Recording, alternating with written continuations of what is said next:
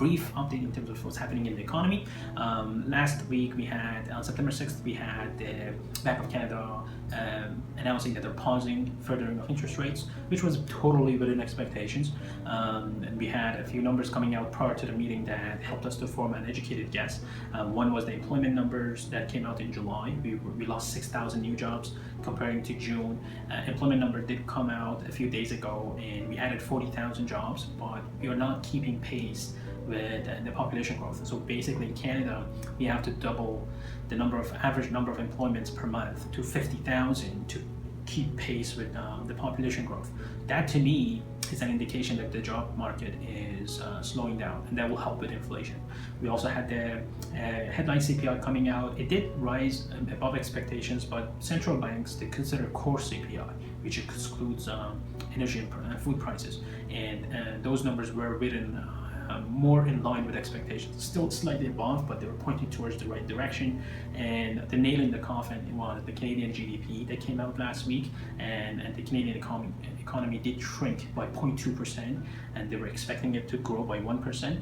And so things are slowing down, and they did take notice of that, and they decided to pause furthering of interest rates. Moving into future months, I think one thing that everybody's thinking about is the gasoline prices. They've gone up by about 10% month over month, and eventually they will have an effect on inflation, even though central banks don't look at energy prices per se. But once they make their way through the system, if this price growth continues, that would be problematic. Now, Canadian economy does depend on what the central bank in the US, the Federal Reserve, would do. I mean, we have to follow their monetary policy decisions to some extent, because otherwise we would deviate from US dollars too much, and then we don't want that. So it really depends on how, like it or not, house prices in Canada, in Toronto, they do depend on monetary policy decisions on Federal Reserve.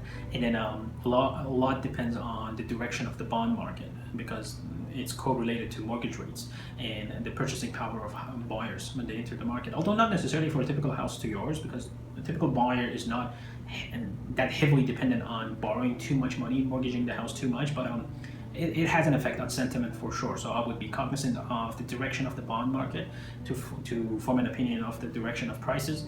And I think bond market is on the rise, and there could be pressure on prices moving forward.